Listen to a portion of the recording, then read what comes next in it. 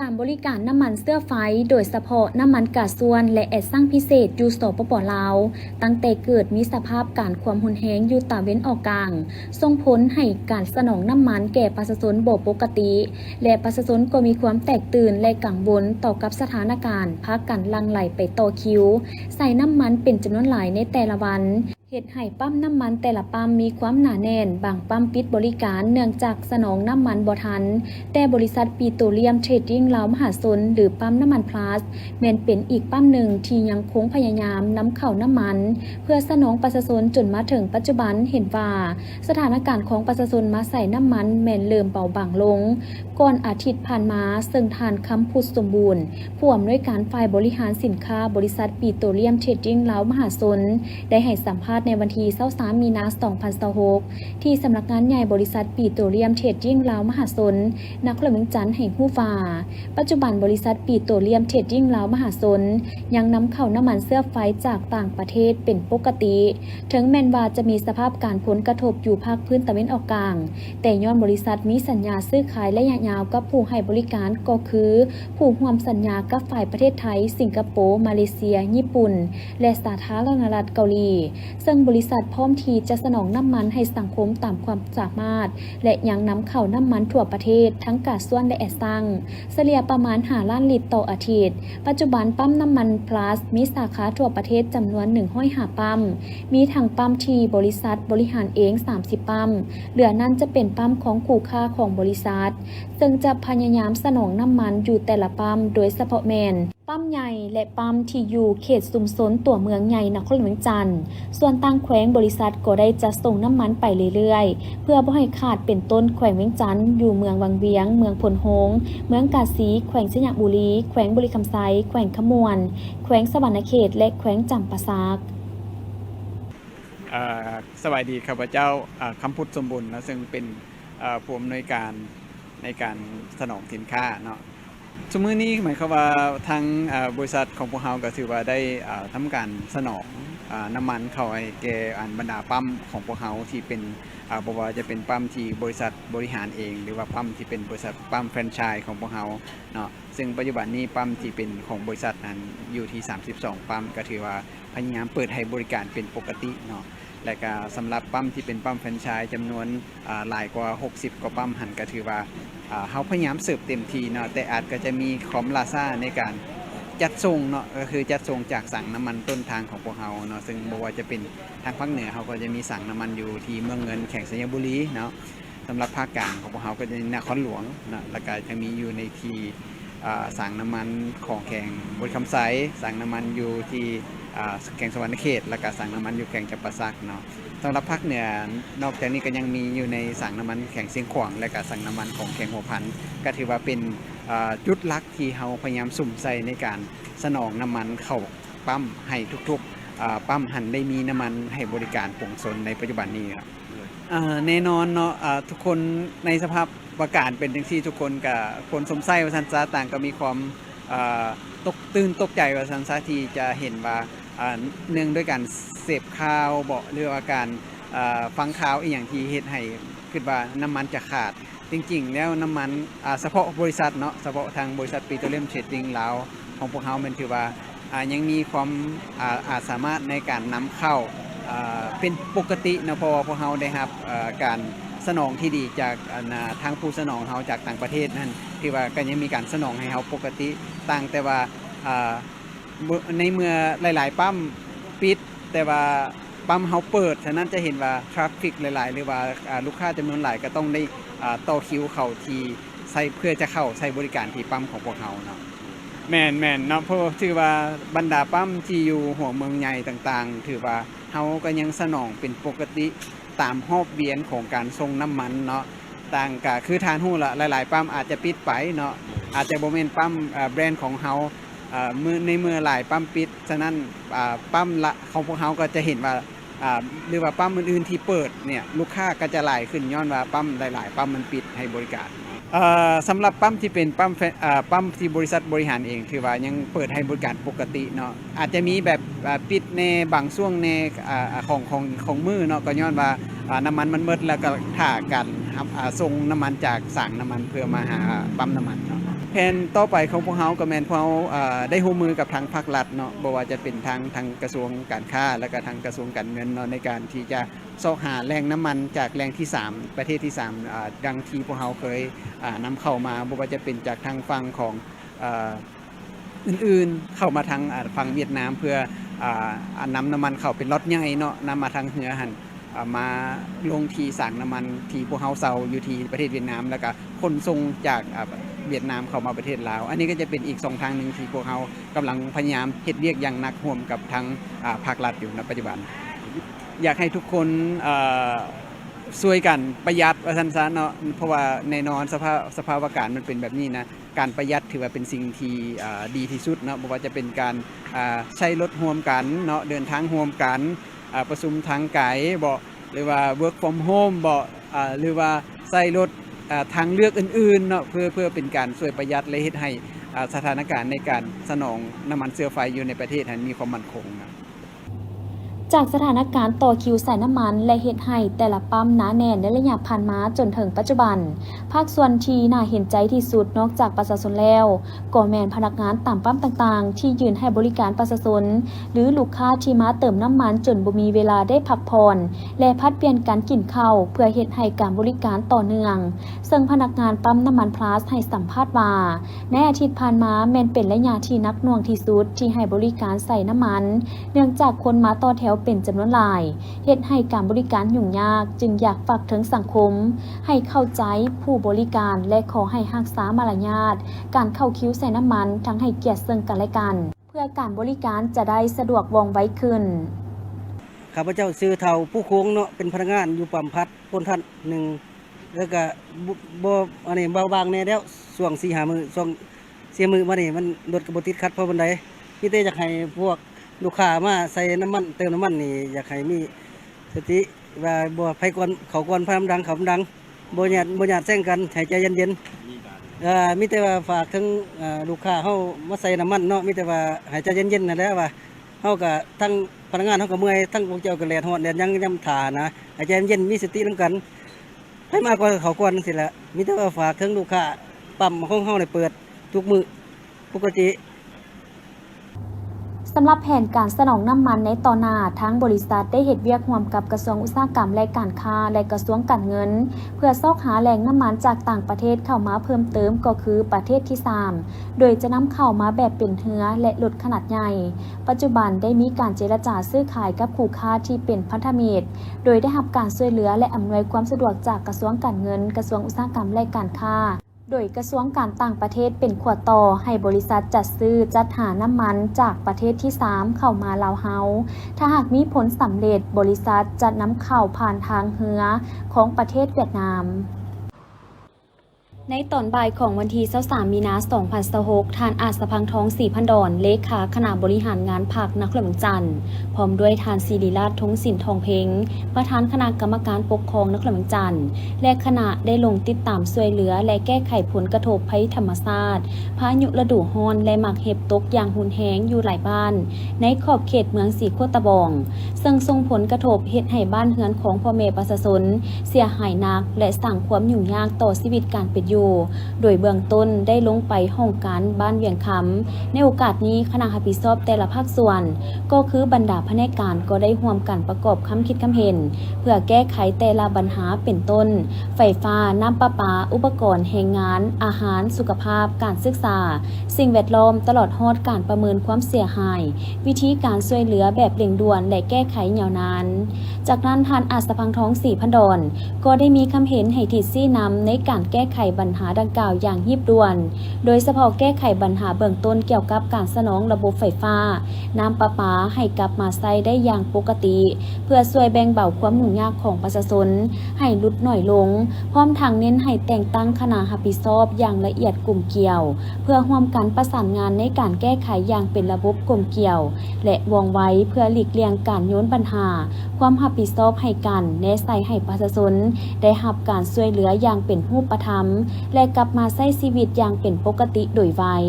โอกาสนี้ท่านอาจสะพังท้อง4,000 ดอนพร้อมด้วยคณะยังได้มอบเครื่องอุปโภคบริโภคจำนวนหนึ่งให้องค์การปกครองเมืองสีโคตะบองเพื่อนำไปจัดสรรและแจกจ่ายให้กับครอบครัวประชาชนผู้ที่ได้รับผลกระทบให้ทั่วถึงพร้อมทางได้ลงติดตามอย่างใกล้ชิดในพื้นที่ตัวจริงที่ได้รับผลกระทบเสียหายเป็นต้นสถานที่ห้องการโรงเรียนและเฮือนซานบ้านซองของประชาชนอิงตามการรายงานของเลขาคณะพักเมืองสีโคตะบองว่าในตอนแรกของวันอาทิตย์วันที่22 มีนาคม 2026 เวลาประมาณ 16 โมงได้มีพายุฤดูร้อนเกิดขึ้นซึ่งเฮ็ดให้เกิดมีลมแห้งฝนตกหนักและเกิดมีหมักเห็บตกหนักอยู่เมืองสีโคตะบองโดยเฉพาะแม่นอยู่เขตกลุ่มบ้านใหม่และกลุ่มหนองเนียวซึ่งได้ส่งผลกระทบต่อที่อยู่อาศัยและทรัพย์สินของประชาชนจำนวน 10 บ้านจำนวน 4,889 หลังคาเรือนโรงเรียน 4 แห่งวัด 1 แห่งห้องการบ้าน 1 หลังสุขศาลาบ้าน 1 แห่งศูนย์ผลิตยาวัคซีน 1 แห่งรถใหญ่เปเพ 46 คันและประชาชนได้รับบาดเจ็บ 9 คนในนี้บ้านเวียงคำมีเรือนประชาชนได้รับผลเสียหายจำนวน 1,593 หลังคาเรือนห้องการบ้าน 1 หลังโรงเรียนประถม 1 แห่งรถใหญ่เปเพ 14 คันและประชาชนได้รับบาดเจ็บ 8 คนบ้านจันทร์สว่างมีเรือนประชาชนได้รับผลเสียหายจำนวน 1,200 หลังคาเรือนวัด 1 แห่งโรงเรียนมัธยม 1 แห่งโรงเรียนอนุบาล 1 แห่งสุขศาลาบ้าน 1 แห่งและศูนย์ผลิตยาวัคซีน 1 แห่งบ้านโพนสมบูรณ์มีเรือนประชาชนได้รับผลเสียหายจำนวน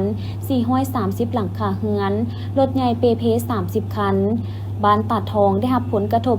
423 ครอบครัวบ้านใหม่ 618 ครอบครัวบาดเจ็บ 1 คนบ้านหนองด่าเรือนประชาชนได้รับผลเสียหายจำนวน 37 หลังคาเรือนรถใหญ่เปเพ 1 คันบ้านหนองแตงเหนือมีเรือนประชาชนได้รับผลเสียหายจำนวน 415 หลังคาเรือนรถใหญ่ 1 คันโรงเรียนเลี้ยงเด็กโรงเรียนประถม 1 แห่งบ้านหนองเหนี่ยว 130 ครอบครัวบ้านโพนสวัสดิ์เหนือ 21 ครอบครัวบ้านจำปา 22 ครอบครัวสำหรับการเสียหายเป็นแต่ละระดับทั้งคณะกองเลขาคณะคุ้มครองภัยพิบัติขันเมืองขันนครหลวงและขันศูนย์กลางได้ลงเก็บกำข้อมูลเพื่อวางแผนในการช่วยเหลือในวันที่23 มีนาคม 2026 คณะกรรมการคุ้มครองภัยพิบัติขันนครหลวงจันทร์ประสานสมทบกับคณะกรรมการคุ้มครองภัยพิบัติขันศูนย์กลางเพื่อนำเอาข้าวสารน้ำดื่มและเครื่องอุปโภคไปมอบให้คณะกรรมการคุ้มครองภัยพิบัติขันเมืองเพื่อจัดสรรไปมอบให้ประชาชนผู้ที่ได้รับผลกระทบซึ่งเครื่องที่นำไปมอบประกอบนี้ข้าวสารเจ้าจำนวน20 ต้นน้ำดื่ม50 แพ็คเครื่องไส้ครัวเรือนจำนวน200 สูตรเครื่องสุขอนามัยจำนวน200 สูตรสาดยางจำนวน 1,000 ผืนและมุ้งจำนวน 1,000 อันรวมมูลค่า1ตื้อ402 ล้านกีบทางคณะกรรมการคุ้มครองภัยพิบัติขันศูนย์กลางก็คือกระทรวงแรงงานและสวัสดิการสังคมกำลังขอทิศซี่น้ำจากห้องว่าการสำนักงานนายกรัฐมนตรีเพื่อขออนุญาตระดมทุนจากสังคมช่วยเหลือประชาชนผู้ที่ได้รับผลกระทบถ้าเพิ่นอนุญาตก็จะได้เปิดบัญชีและตั้งจุดในการระดมทุนคณะกรรมการคุ้มครองภัยพิบัติขันนครหลวงจันทร์ประสานสมทบกับคณะกรรมการคุ้มครองภัยพิบัติขันศูนย์กลางได้วางแผนแก้ไขแก่ครอบครัวที่ได้รับผลกระทบได้แยกออกเป็น3แบบคือ 1. ครอบครัวที่ได้รับผลกระทบทั้งเป็นครอบครัวที่ทุกข์ยากจะได้รับสุดที่ 1 2. ครอบครัวที่ได้รับผลกระทบแต่เป็นครอบครัวมีปานกลาง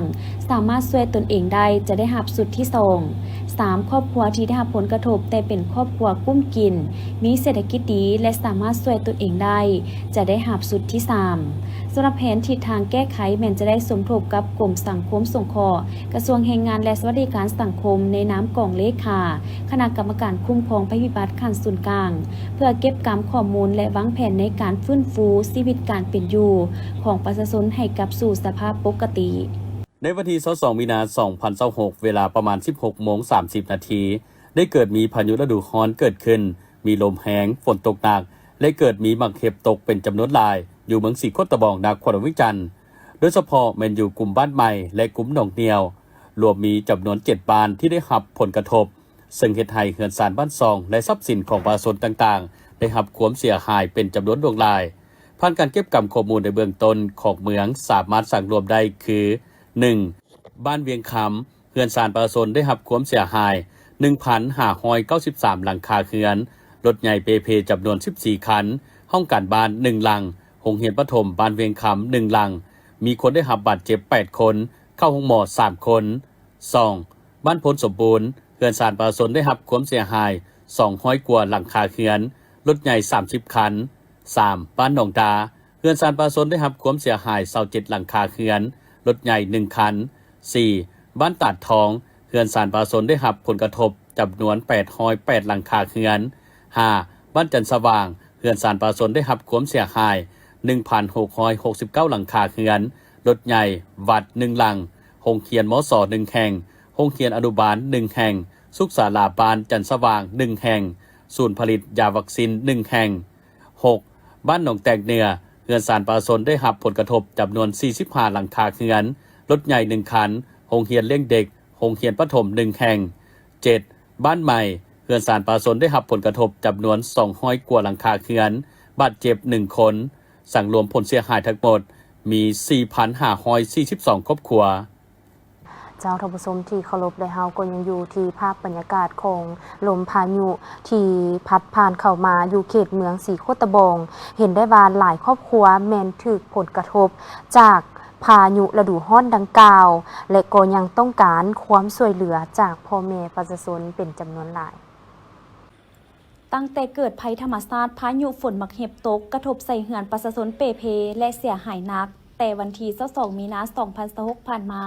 เป็นเวลา3วันประชาชนส่วนใหญ่ยังคงตกใจกับเหตุการณ์ที่เกิดขึ้น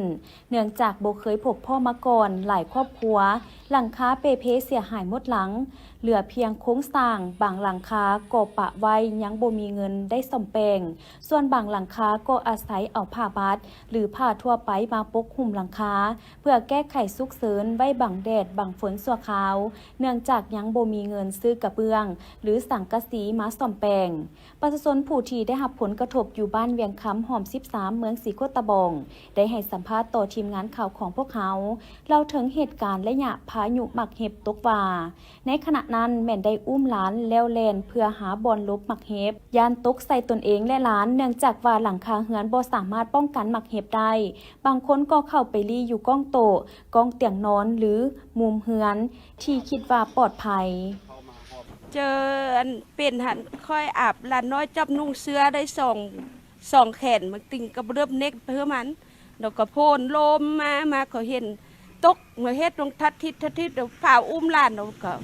โหยเรื่องก็เบื้องแตกว่าลงไม่เสือเพดานเราก็ตกลงมากลางห้องเลยเราก็อุ้มหลานน้อยได้แล่นไปที่เดินกับบ่ค่อยไปเสือห้องน้ำบ่มีอนุซิ่งกับที่ข่อยไปฮอดอนุซิ่งก็จิงหมดแล่นไปมาสุดท้ายมาก็ว่าปักซุกนี่กระเบื้องตกลงปักเอาแข้งนี่เจ็บได้2 มือ 3 มือนี่ดอกผู้ฮู้แนวเฮ็ดจักใครจักห้องเสือพ่อเสือแม่เสือผาเสือแทนก็จักจิแล่นไปบอนได้ผู้ฮู้แนวเฮ็ดมาบัดเดียวเลยมันเป็นก้อนเป็นหน่วยลงมาปึ๊กลงมาคือว่าจิมาทับเอาหัวนี่ผู้แนวเฮ็ดให้แด่ผู้แนวเฮ็ดเลยให้แท้ให้บ้าให้ออกปากแล้วเขามีพี่น้อง2-3 คนก็ไม่จะให้มันบ่เป็นยังบ่ให้จังได้น้ำตามันหักออกเองนะบ่ให้มันหักออกผู้แนวจิเฮ็ดเลยเจ็บตั้งแข้งเลยนะในเฮือนบ่มีใครเป็นอย่างไรที่ก็มีค่อยนี่เราค่อยกับเปร่าน้อยอันจำได้2 เดือนไปเปร่าน้อยเราคนอื่นก็บ่เจ็บโดยค่อยมันย่านตกสุดานน้อยนั่นแหงจิแหงเด้บัญญาณล้านน้อยจิตตาได้เนาะวันนี้น่ะปกล้านน้อยได้แล่นได้มันก็ไปคล้องเอาดูกระปูได้ก็เด้อว่ากระเบื้องถึงเนี่ยกระปูก็จวักแข้งนี่เลยมือซื่นนั่นปองท่อได้นี่มื้อนี้จะยังเอาแบบหน่อยนึงแล้วตอนนี้นะตอนนี้เฮาแต่เฮือนเฮายังบ่ทันได้โปะแปลงอยู่เนาะยังเกี่ยมกำลังแปลงมางออกหมดแล้วเนี่ยได้ประมาณหลายเติบเลยเนาะจ้ะโอ้ยทุก1แล้วปัดทุก2อีกจักสิเอาอีหยังมาผู้แนวสิเฮ็ดเลยตอนนี้นะก็อยากเฮอมีทำงานอันเด้อก็อย่าโรงมาช่วยเหลือจุเหมือนพ่อเหมือนแม่เฮอโพนบ่เฮอน้ำพ่นตกสู่หัวเชื้อเรื้อนั่นนี่นะตอนนี้นะก็ยังสิขอบอกขอบใจน้ำเพิ่นนั่นแหละมีทีมงานเลยอยู่แบบนี้ไปเลยเอาแพย่างนี่แหละมาปกกะมาปกเมื่อคืนนี่พาห้องพัดยานหอบเครื่องหอบข้างแล้วก็เอาแพย่างมาปกอีกนะจังซั่นตอนเทปตกคันบ่โดยลี่อยู่ในเฮือนหั่นแหละแล้วเอาเสื้อมาปุกหัวแล้วมันคือจังระเบิดดิบึ้มลงซอดปุ๊บ อีกบ่ฮอดอัน5นาทีหลังคาก็โยดทับกลับไปบ่ได้ต้องเอาดุดเข้าเสื้ออย่างเดียว เอาเป็นลบอยู่กล้องกล้องผ้าเสื้อก ล้องมาเสื้อ เลย ตอนนั้นอายุเท่าไหร่เลยนะ อยู่พอดีหลานมายาม หลานก็เอ้ยมาได้มือหนึงแล้วก็มันโอ้ยว่าขึ้นไปเฮือนไปซั่นฝนสิตกว่าซั่นก็บึ้มแบบว่าไวๆเลยนะได้ยินแต่เสียงกับอันถล่ม ขึ้นกันลูกปืนเลยคุณเห็นบ่หมุนเบิดช็อตเบิดนี่ตลาดถึกหัว คือหัวบ่ แล้วไปกวดของหมอแล้วเพิ่นว่าให้ติดตาม3มื้อถ้าว่าเป็นเนี้ยได้แล้วก็มากวดมาอยู่นะ สำหรับการโปรแปลงอย่างเรือนอย่างต่างๆตอนนี้ยังบ่ทันได้เห็น ยังบ่ได้เห็นเลยตะนั่งแนมเบิ่งนี่ล่ะเด้ ยังบ่มีไผเพราะว่าอยู่คนเดียวนี่ ปัจจุบันประชาชนหลายครอบครัวยังขาดเขินแม่นต้องการความช่วยเหลือจากหน่วยงานต่างๆ เพื่อช่วยซ่อมแปลงหลังคาเรือนโดยเฉพาะแม่นต้องการกระเบื้อง ที่จะมาช่วยมุงหลังคาเพื่อกันแดดกันฝน ก่อนมันเป็นเนาะเทนมิดหันพากันนั่งอยู่นี่เลี้ยวเบื้องนั้นเนาะวันนี้ตัวดำปี๊ๆแล้วโอ้ยเนี่ยทางตัดทองฝนตกแห้งหมดสันบึดดึงเลยพะลมมาเลยบัดนี้นะพะลมมาเบิ้งแห้งกายนั่นก็ทางฝนตกทางมันเทปลงหน่อยนึงเต็มอิดรุ่นซ้ำมันปูมือนี่พากันเก็บกินจะหน่อยแล้วโอ้ยรุ่นซ้ำทอกำปั้นได้ลงนะลุมต่ำเบิ่งเฮือนไฟก็พังหมดสุคน พอไปลบอยู่ไหนตัวนั้น ลบอยู่เฮือนอันลังตัวนี้ฮันมันมีอันเฮือนซองสันเนาะบัดนี้สันที่ซองเขาเอาแป้ปูนเด้แท้อันมาแป้นปูแป้นพอเพิ่นยังรีได้ บ่ได้ทำบาดเจ็บหยังบ่ บ่มีไผเจ็บอิหยังมันเฮามีบอนบังเลย สภาพเพื่อนพ่อเป็นยังไงครับ โอ้สภาพเพื่อนพอตัวนี้ก็มุ่นไอ้ปุ้ยนั่นแหละบ่มีบอนที่อยู่เลย เละบ่ ได้เอาแพรมามุงพากันลูกหลานอยู่ตัวนี้อันเนาะของก็มาช่วยเหลืออยู่ครับก็แต่ก็ช่วยเหลือก็เข้าแทบถึงพุ่นก็บ่ทันเข้าฮอดมาพี่นะเพราะว่าได้อายุเรื่องสิเหลือก็ได้นำเป็นนำกับอันมีมันตัวนี้ต้องการที่สุดเนาะอยากได้อันกระเบื้องนะ เรื่อง โดย ราคา แม่นอยากได้กระเบื้องนี่แหละอันเต็มต่อเครื่องเฮาใส่อยู่ในเฮือนน่ะมันก็เพเป็นตู้เป็นนี่มันก็เพหมดเราทัดก็พังหมดน่ะ เท่ๆบ่เล่นบ่ แม่นแหละยังใครแต่ยังตู้แช่อันตู้พันเครื่องยังบ่ทันเพอันนั้นเฮาพกเงิน การนั้นมันก็เพหมดบ่มีงบยังแพงเลยบ่มีเงินซื้อเลยก็เอาอันนี้ขอภาคเนาะตามเขาแก่บ่ผู้ใจดีเนาะมาช่วยเหลือเด้อคนทุกข์คนยากนี่แหละบ่มีเฮือนที่อยู่ แต่ละมื้อก็นอนแบบเอาผ้าพกไว้ก่อนเนาะ แม่นอันนี้ก็ห้างก็มุงเมื่อวานแต่ละมือก็นอนตากอันนั้นน่ะตากแดดตากฝนเลย นอกจากนี้พ่อแม่ประชาชนผู้ที่ได้รับผลกระทบหลังคาเรือนเปเพเสียหายอย่างหนักยังฝากถึงภาคส่วนต่างๆที่เดินทางไปช่วยเหลือประชาชนอยากให้ลงไปเบิงและช่วยเหลือให้ถึงทุกหลังคาเรือน โดยเฉพาะประชาชนที่อาศัยอยู่ในหอมในซอยเลิกที่ยังขาดเขินและล้อท่าการช่วยเหลือเป็นจำนวนหลาย ภายหลังที่เกิดมีสภาพพายุฤดูร้อนและหมักเห็บตกอย่างหุนแหงในตอนแรกของวันที่22มีนาคม2026เฮ็ดให้ส่งผลเสียหายอย่างหนักอยู่เมืองสีโคตะบองโดยเฉพาะแม่นเขตกลุ่มบ้านใหม่และกลุ่มหนองเหนียวเฮือนศาลบ้านซองที่อยู่อาศัยของประชาชนได้รับความเสียหายจำนวน10บ้านมี 4,889 หลังคาเรือนรวมทั้งโรงเรียนวัดห้องการบ้านค่ายทหารและอื่นๆในนั้นความเสียหายหนักแม่นหลังคาเรือนของประชาชนซึ่งบางครอบครัวแม่นต้องได้เปลี่ยนหลังคาใหม่ทั้งหมดบางหลังแม่นต้องได้ซ่อมแปลงเฮ็ดให้หลายครอบครัวมีความต้องการหลังคาเรือนใหม่ก็คือมีความต้องการอุปกรณ์เส้นสังกะสีกระเบื้องซีแพคจึงเฮ็ดให้การสนองอุปกรณ์จากห้างค้าหลายแห่งบ่เพียงพอกับความต้องการและบางห้างก็ขึ้นราคาสินค้าต่อกับปัญหาดังกล่าวท่านเวชสุวรรณเซนวงศ์ต่างหน้าให้บริษัทสุวรรณีการค้าซึ่งเป็นบริษัทขายเครื่องวัสดุอุปกรณ์ก่อสร้างก็ได้ให้สัมภาษณ์ว่าทั้งบริษัทสุวรรณีแม่นบ่มีการกักตุนสินค้าและบ่ได้ขึ้นราคาแต่อย่างใดซึ่งต่อกับเหตุการณ์ที่เกิดขึ้นทั้งบริษัทก็ได้มีความเป็นห่วงเป็นใยและอยากประกอบส่วนช่วยเหลือโดยได้เฮ็ดทุกวิธีทางในการนำเอาวัสดุมาจำหน่ายให้ประชาชนได้นำไปใช้อย่างเพียงพอและยังจะลดราคาให้ครอบครัวที่ได้รับผลกระทบอีก10ส่วนห้อยไปจนฮอดท้ายเดือนนี้ก็คือฮู้กันว่าหลายๆบ้านในเขตเมืองทีโคตนี่ก็ถูกผลกระทบโดยเฉพาะหลังคาของบ้านเรือนประชาชนเนาะที่ว่าผลกระทบหลายที่สุดฉะนั้นแล้วอันนี้ก็เป็นปัจจัยหนึ่งเนาะเฮ็ดให้ ความที่เขาต้องการเนาะที่ว่าทางสังคมก็คาดหวังกับบริษัทเฮาซึ่งว่าเป็นบริษัทขายเครื่องก่อสร้าง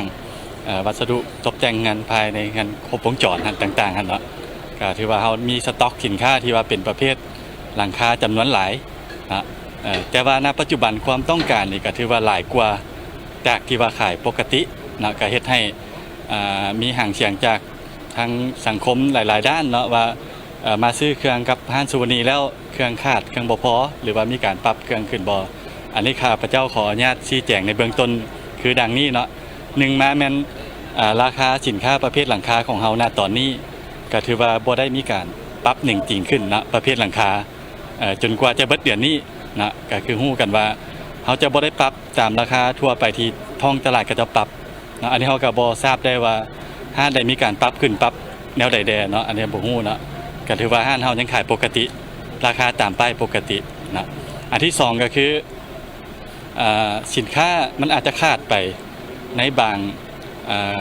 รายที่ว่าลูกค้าต้องการเป็นประเภทหลังคาเนาะก็ถือว่าวันที่23ลูกค้าก็ได้มาค่อนข้างหลายเฮ็ดให้สินค้าประเภทกระเบื้องนี่ค่อนข้างว่าจะขาดสต็อกนะแต่นาทีนี้วิธีการแก้ไขของห้างเฮาก็คือเฮามีสินค้าที่ว่าสนองให้กับลูกค้าอยู่สาขาอื่นในนครหลวงเช่นว่าสาขาโชคใหญ่นะสาขาสมสนุก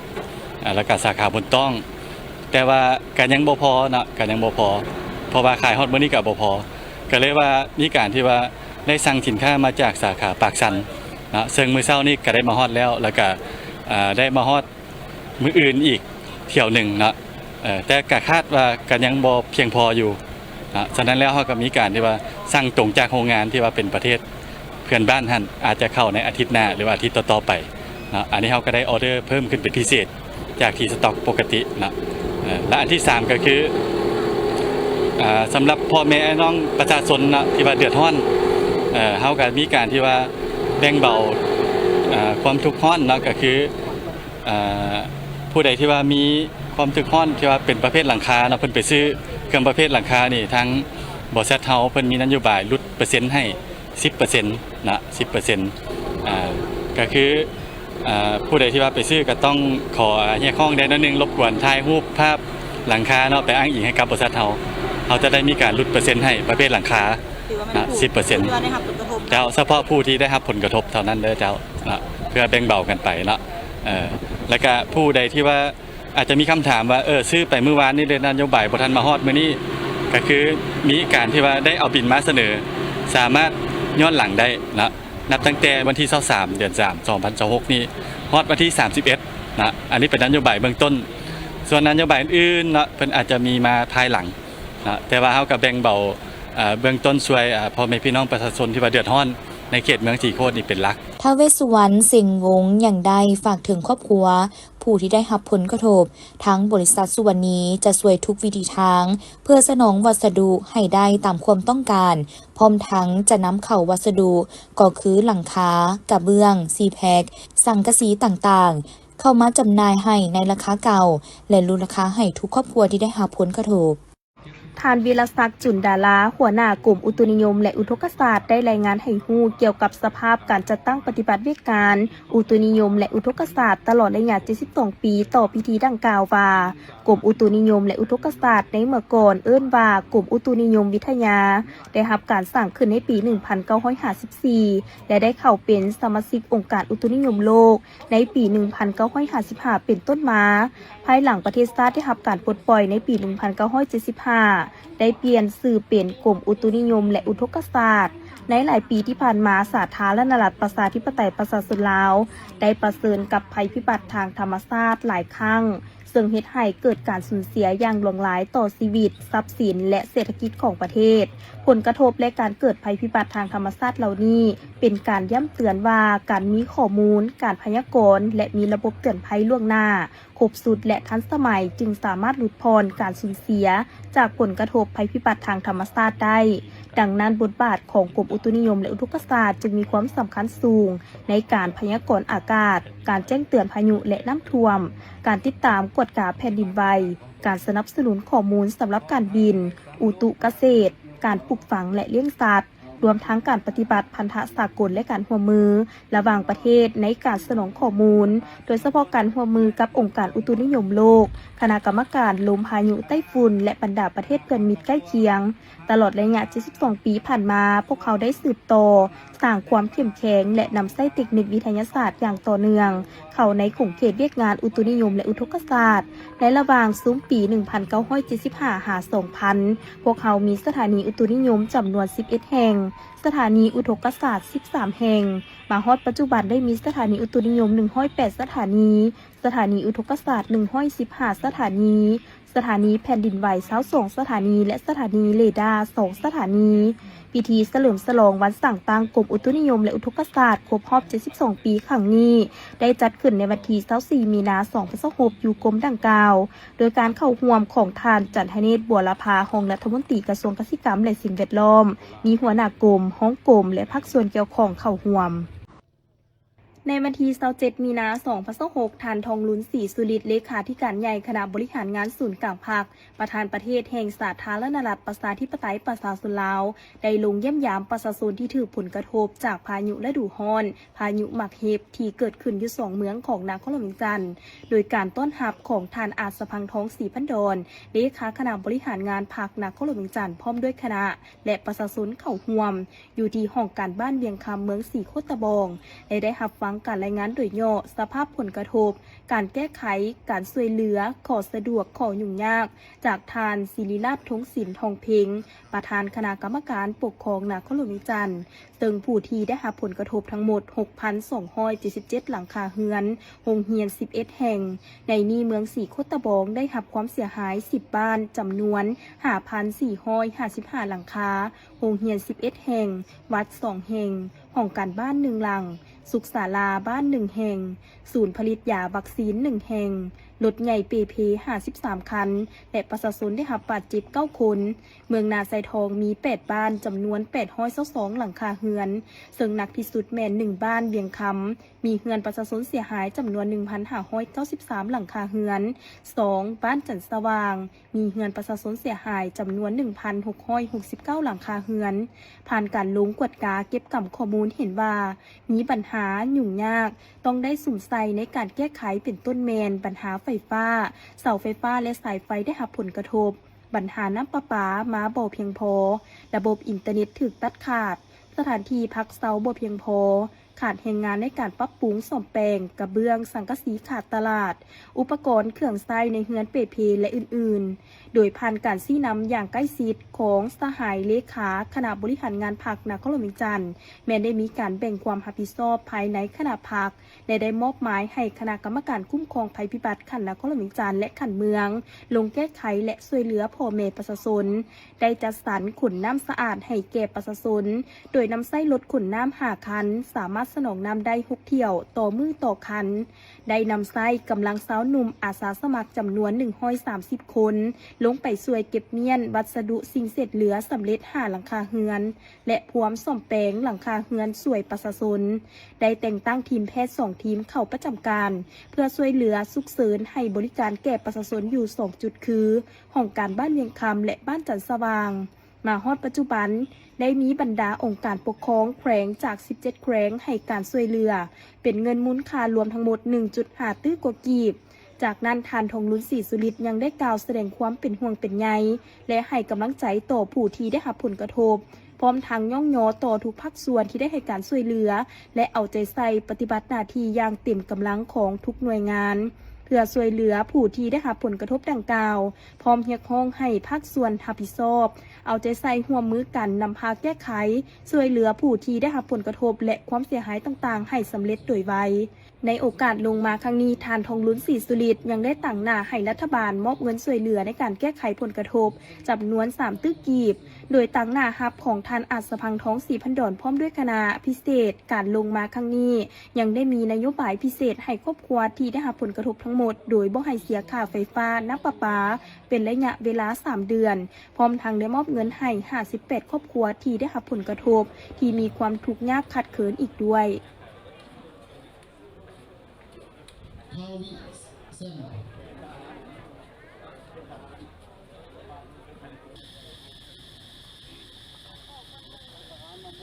ปัจจุบันนี้การนำภาครัฐทุกคันรวมทั้งภาคส่วนต่างๆร่วมฮีมฮอนให้การช่วยเหลือภัยธรรมชาติพายุหมักเห็บตกอยู่เมืองสีโคตะบองนครหลวงจันทน์เพื่อฟื้นฟูให้กลับคืนสู่สภาพปกติโดยไวในนี้ก็ได้มีการช่วยเหลือจาก 16 แขวงในขอบเขตทั่วประเทศซึ่งได้มอบเงินรวมเป็นจำนวนทั้งหมด1ตื้อกว่ากีบประกอบมีคือ 1. แขวงบริคำไซ100 ล้านกีบมอบโดยทานสนธนูธรรมวงศ์เลขาคณะพรรคแขวงบริคำไซ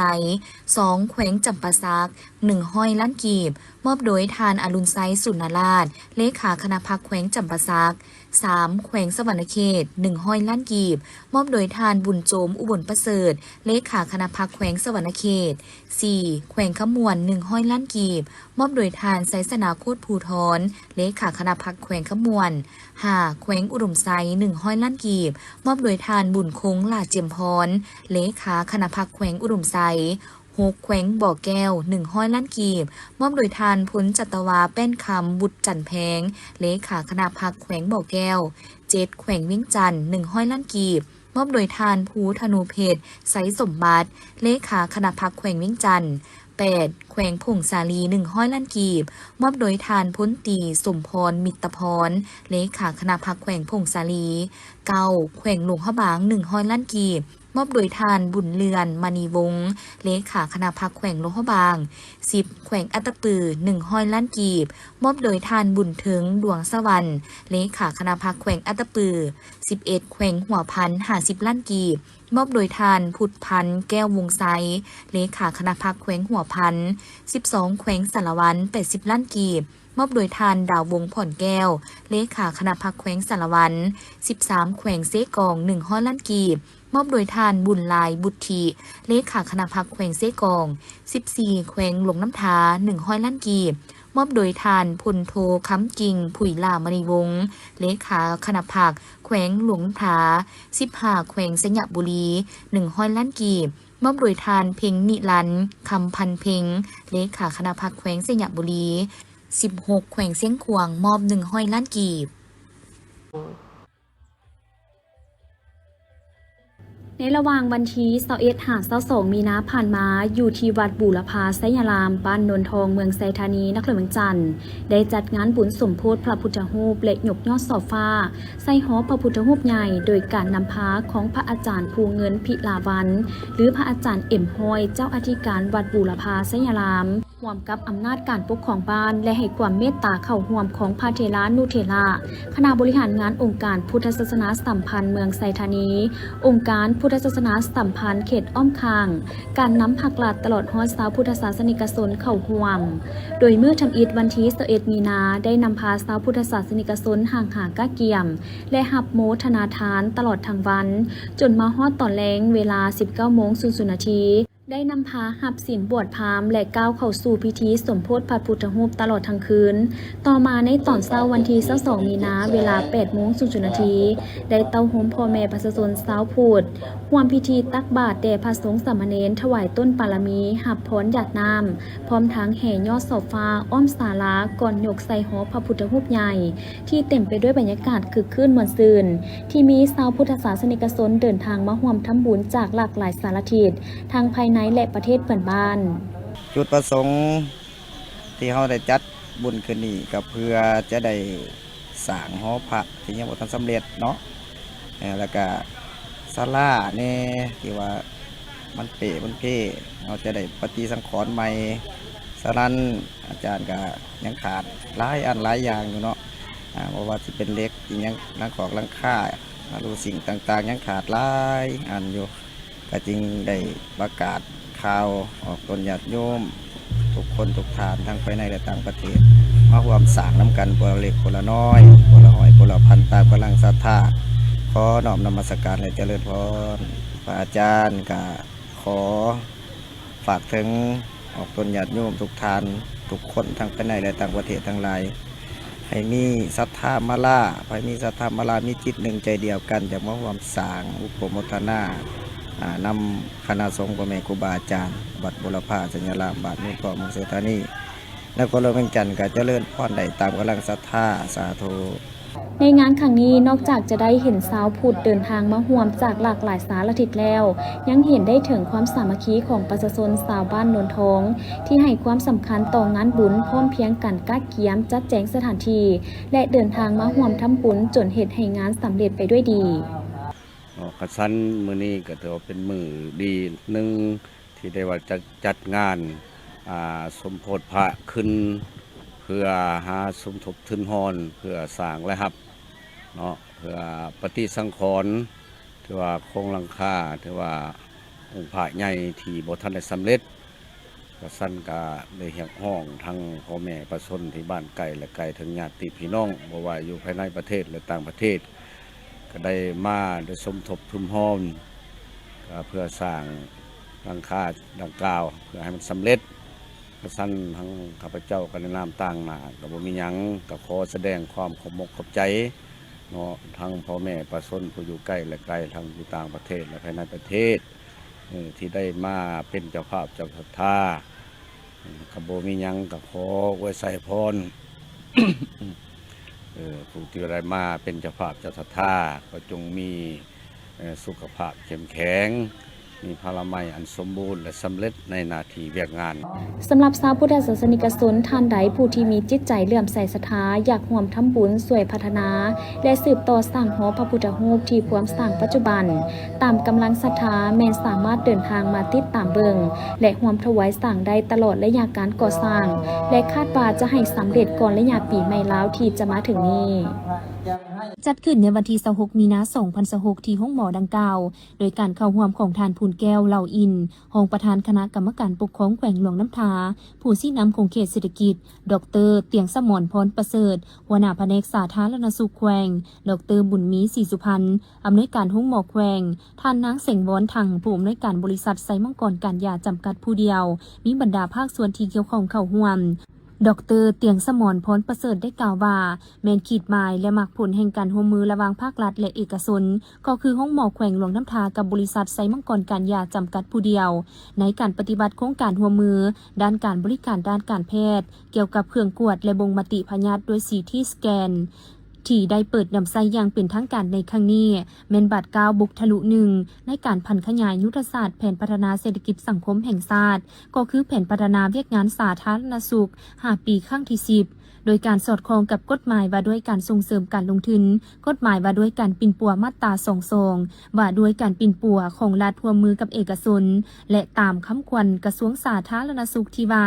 หันการบริหารคุ้มครองการบริการสาธารณสุขให้ทันสมัยมีคุณภาพและเป็นเจ้าตนเองซึ่งแขนงสาธารณสุขเป็นแขนงหนึ่งที่เฮ็ดหน้าที่ในการเบิ่งแยงดูแลสุขภาพของทุกคนในทั่วสังคมโดยบ่จำแนกชนชั้นเพศวัยผู้ทุกข์ผู้หังในเวลาเจ็บเป็นและการปฏิบัติตามเงื่อนไข2ยุทธศาสตร์ที่กำหนดไว้คือยุทธศาสตร์ส่งเสริมป้องกันและควบคุมพยาธิและยุทธศาสตร์ปิ่นปัวและฟื้นฟูหน้าที่การร่วมมือในครั้งนี้เพื่อยกระดับคุณภาพความปลอดภัยความทันสมัยเข้าในเวียกงานวิเคราะห์บ่งมติพยาธิผลการค้นคว้าปรึกษาหรือและตกลงเห็นดีเป็นเอกภาพทั้ง2ฝ่ายร่วมมือมูลค่าลงทุน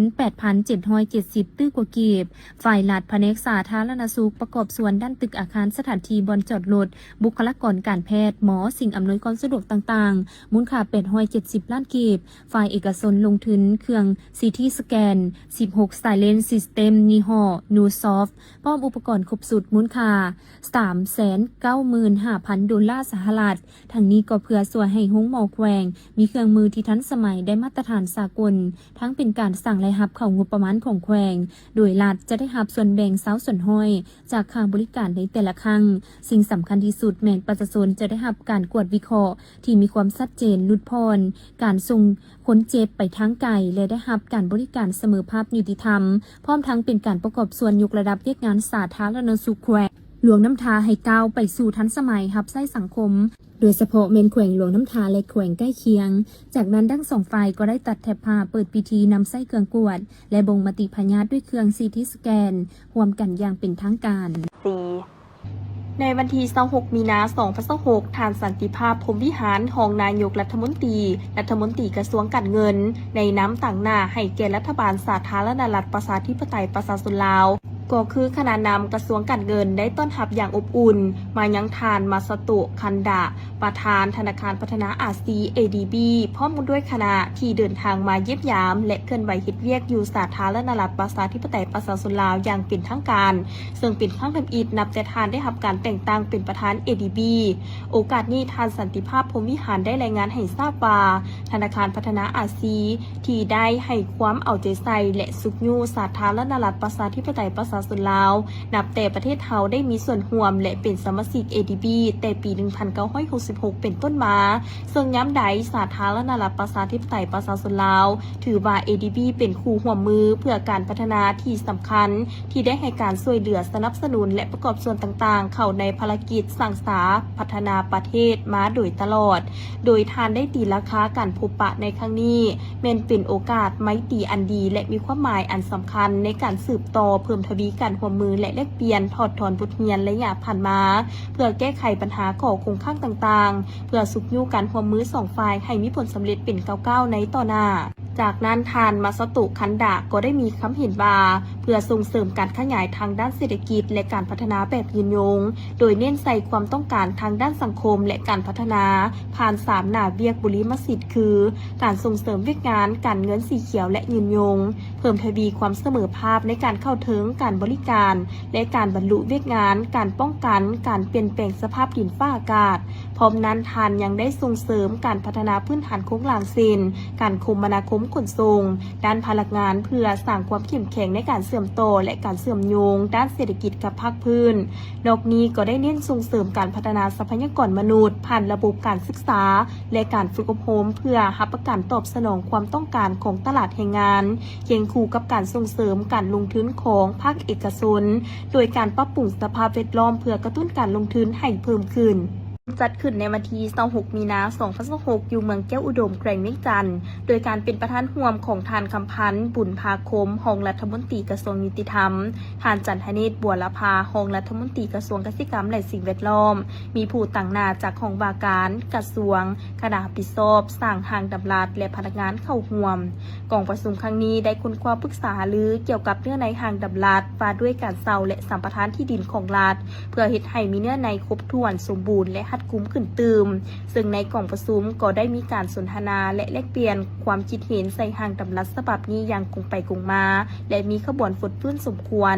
จุดประสงค์ของทางดำรัดฉบับนี้กำหนดหลักการระเบียบการและมาตรการเกี่ยวกับการคุ้มครองและติดตามกฎกาเวียกงานเซาหรือสัมปทานที่ดินของรัฐเพื่อเฮ็ดให้เวียกงานดังกล่าวดำเนินไปอย่างถูกต้องมีประสิทธิภาพและประสิทธิผลแนวใส่รับประกันการอนุญาตให้เซาหรือสัมปทานที่ดินของรัฐให้สอดคล้องกับแผนแม่บทจัดสรรที่ดินแห่งชาติแผนจัดสรรที่ดินขันท้องถิ่นและแผนพัฒนาเศรษฐกิจสังคมแห่งชาติและท้องถิ่นในแต่ละระยะ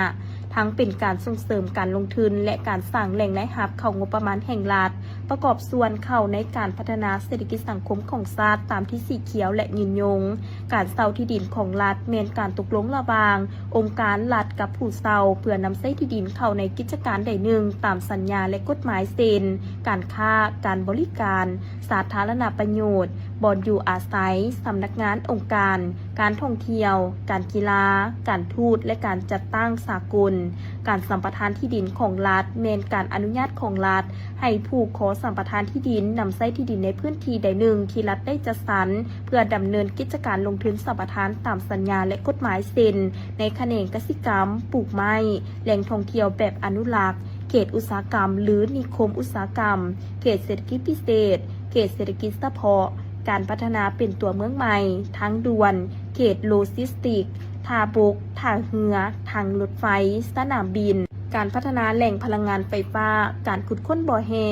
การเซาหรือสัมปทานที่ดินของรัฐสามารถปฏิบัติได้ด้วยการประมูลหรือการเจรจาซึ่งได้กำหนดไว้ในระเบียบการต่างหากทางดำรัดฉบับนี้ประกอบมี11ภาค9หมวดและ82มาตรา